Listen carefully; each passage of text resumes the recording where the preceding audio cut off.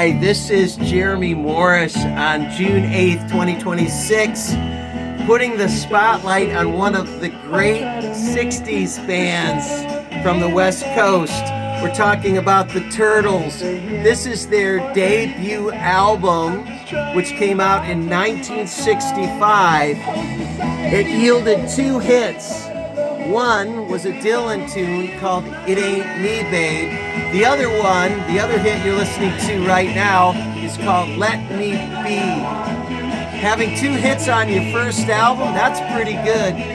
A little backdrop on the Turtles. They were coming out about the same time as the Byrds, and of course they were another California band. And I think the first Turtles album is the one that sounds the most like a Byrds album, and they were kind of copying the Byrds. In fact, what's interesting, those of you who are familiar with the Byrds name was not spelled with an I, it was spelled B-Y-R-D-S, Byrds. And the Turtles originally spelled their name with a Y.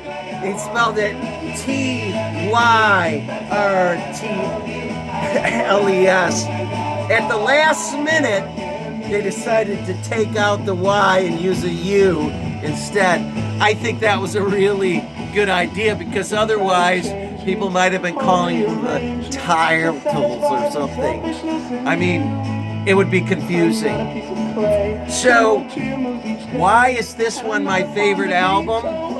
I think the jangle sound is what suited this band the best. They would go on later to kind of copy the more chamber pop direction that was being created by the Beach Boys and the Beatles, and of course their biggest hit, Happy Together. But for me, I prefer the first album. So the Turtles didn't last very long. They broke up, and then what happened? The two lead singers of the Turtles joined Frank Zappa's band. That's another story for another time. What did the Turtles' dads say when they decided to join Frank Zappa's band? They said, "Why are you joining this guy's band? He's an idiot." Well, Mommy and Daddy did not approve. See you next time.